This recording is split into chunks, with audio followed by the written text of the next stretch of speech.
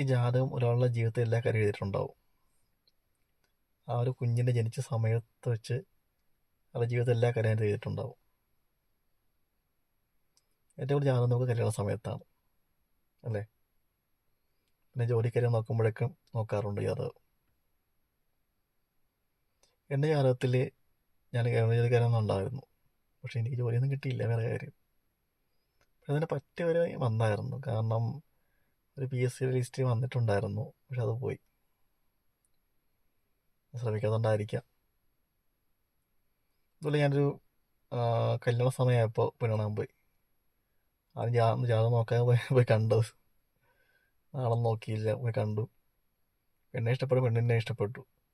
നോക്കിയപ്പോൾ നാളെ ചേരത്തില്ല, അങ്ങനെ വേണ്ടെന്ന് വെച്ചു. അതുപോലെ എൻ്റെ അച്ഛൻ്റെ നമ്മുടെ കല്യാണമായപ്പോൾ ജാതകം നോക്കി. അപ്പോൾ ജാതകം നോക്കിയപ്പോൾ അച്ഛൻ്റെ വീട്ടുകാരാണ് നോക്കിയത്, കാരണം അമ്മയുടെ അച്ഛന് ഒരു അസുഖം ഉണ്ടായിരുന്നു. പുള്ളിക്കാരെ വിചാരം പുള്ളിക്കാരൻ മരിച്ചു പോകുന്നായിരുന്നു. അപ്പോൾ പെട്ടെന്ന് കല്യാണത്തിന് ഒരു ഇതുകൊണ്ടാണ് ഈ നോക്കിക്കൊണ്ടിരുന്നത്. അപ്പോൾ അച്ഛൻ്റെ വീട്ടുകാർ നോക്കിയപ്പോൾ പറഞ്ഞായിരുന്നു, നാളെ ചേർത്ത ആളാണ്, തമ്മിൽ പിരിയേണ്ട അവസ്ഥ വരുമെന്ന് പറഞ്ഞു. പക്ഷെ അച്ഛനത് കാര്യമാക്കിയില്ല. പുള്ളിക്കാരൻ അങ്ങനെയൊന്നും ഉണ്ടാകില്ലെന്ന് പറഞ്ഞ് അത് തള്ളിക്കളഞ്ഞു.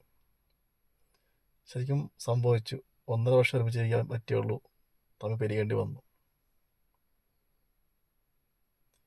അപ്പോൾ അത് ശരിയായിരുന്നു, അല്ലേ? അതുപോലെ അടുത്തുള്ളൊരു പുള്ളിക്കാരൻ പെണ്ണ് കാണാൻ പോയി. അപ്പോൾ പെണ്ണ് കാണാൻ പോയപ്പോൾ ജ്യോത്സ്യം പറഞ്ഞ് ചേരത്തില്ല, നാളെ ചേരത്തില്ലെന്ന് പറഞ്ഞു. പക്ഷേ അവന് പെണ്ണിനെ ഇഷ്ടപ്പെട്ടു. അവൻ അടുത്ത ജ്യോത്സ്യം കണ്ടു. അപ്പോൾ ജ്യോത്സ്യൻ പറഞ്ഞു ഇത് ഇത്തിരി കുഴപ്പമുണ്ടെന്ന് പറഞ്ഞു. അവനുടനെ പോക്കറ്റിൽ 500 എടുത്ത് കൊടുത്തു. ഇപ്പോൾ കുഴപ്പം തീർന്നില്ലെന്ന് ചോദിച്ചു. അത് തീർന്നു. അവരമ്മ ഇടയ്ക്ക് വഴക്കൊക്കെ ഉണ്ടാകാറുണ്ട്, ഇടയ്ക്ക് മാറിയൊക്കെ നിൽക്കാറുണ്ട്, പക്ഷേ കുഴപ്പമൊന്നുമില്ല. 2 പിള്ളേരൊക്കെ ആയി. രണ്ട് വീട്ടിലാണെന്നേ ഉള്ളൂ, കുഴപ്പമൊന്നുമില്ല. ഇതും കൂടെ പോയിക്കൊണ്ടിരിക്കുകയാണ്.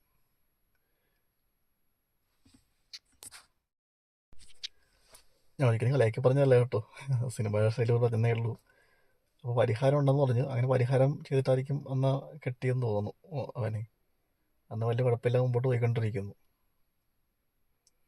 ഓരോ ജീവിതത്തിലും ഓരോ കാര്യങ്ങളുണ്ട്. പ്രേമിക്കുന്നവർ ശരിക്കും പറഞ്ഞാൽ നാളെ നോക്കാറുണ്ടോ? ഇല്ല. അത് മനപ്പുറത്താണ് വലുത്. ഞാൻ ഇപ്പോൾ ഒരു കാര്യം ജസ്റ്റ് ഓർത്തപ്പോൾ ചെയ്തിട്ടെന്നേ ഉള്ളൂ. കാരണം അമ്മയുടെ അമ്മ ഒരു 2 മാസം മുമ്പ് മരിച്ചായിരുന്നേ. അപ്പോൾ പുള്ളിക്കാരിക്ക് 84 വയസ്സ് വരെ ആയുസ്സുണ്ടെന്ന് യാത്ര ചെയ്തിട്ടുണ്ടായിരുന്നു കൃത്യമായിട്ട്.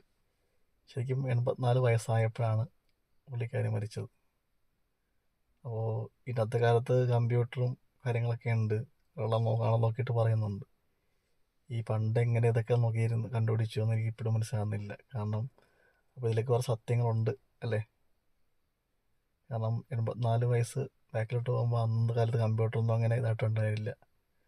ആ ജ്യോത്സ്യൻ പറഞ്ഞ പോലെ തന്നെ കൃത്യമായിട്ട് ജാതകത്തിലുണ്ടാകുന്ന 84 വയസ്സിൽ ആൾ മരിക്കുകയും ചെയ്തു.